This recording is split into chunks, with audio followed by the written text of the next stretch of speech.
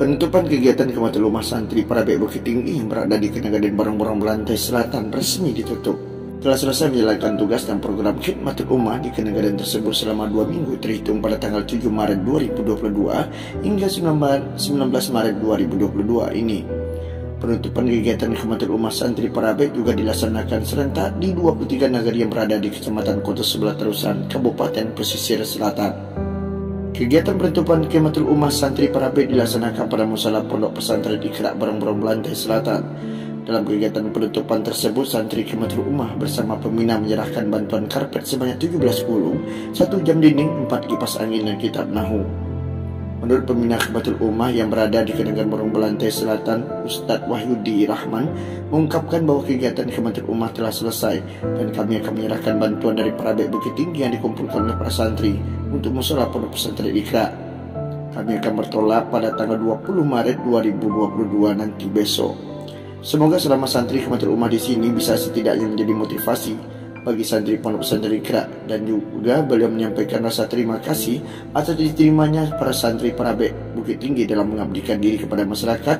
Terus beliau juga menyampaikan bahwa permintaan maaf bila selama melaksanakan Khidmatul Ummah di Kenagaden tersebut ada salah tindakan, perbuatan dan sikap santrinya, mohon dimaafkan kepada masyarakat dan wali negari dan juga Pondok Pesantren Iqra Barong-Barong Belantai. Dalam kesempatan tersebut hadir Wali Negari Barong-Barong Belantai Selatan, Tommy, dan hadir Kepala Pesantren Ustaz Khairul Khaidin, Kepala Sanawiyah Ustaz Amidun, dan tokoh masyarakat Ustaz Ali Munaryong, serta Ketua Penyuluh Agama Islam Buya Zarmon dan para santri.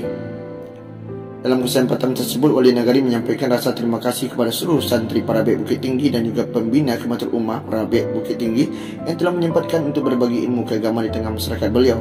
Semoga hal yang diberikan menjadi rasa kekuatan ukhuwah antara sesama kita, dan setidaknya apa yang telah diberikan tentang bidang ilmu keagamaan kepada masyarakat beliau bisa setidaknya menjadikan kekuatan untuk bisa mencintai keagamaan dan menghidupkan kembali suasana masjid dan mushola.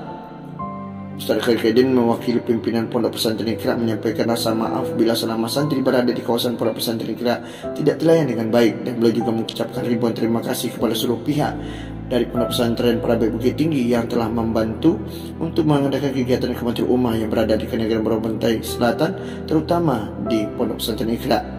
Beliau juga mengucapkan ribuan terima kasih kepada seluruh pihak yang membantu kebutuhan musala Iqra berupa karpet dan jam dinding, kipas angin, serta kitab buat belajar santri. Semoga para santri yang berjuang untuk hal tersebut beserta para ustadz dan jamaah di Bukit Tinggi mendapatkan keberkahan dari Allah Subhanahu wa Ta'ala. Pada tanggal 20 Maret 2022 besok pagi, para santri akan bertolak kembali ke Pondok Pesantren Parabek Bukit Tinggi yang nanti akan dilepas langsung oleh Camat Kota Sebelah Terusan di lapangan kantor Camat Kota Sebelah Terusan. Saya Rahman melaporkan langsung dari Musala Pondok Pesantren Iqra Barong-Barong Belantai.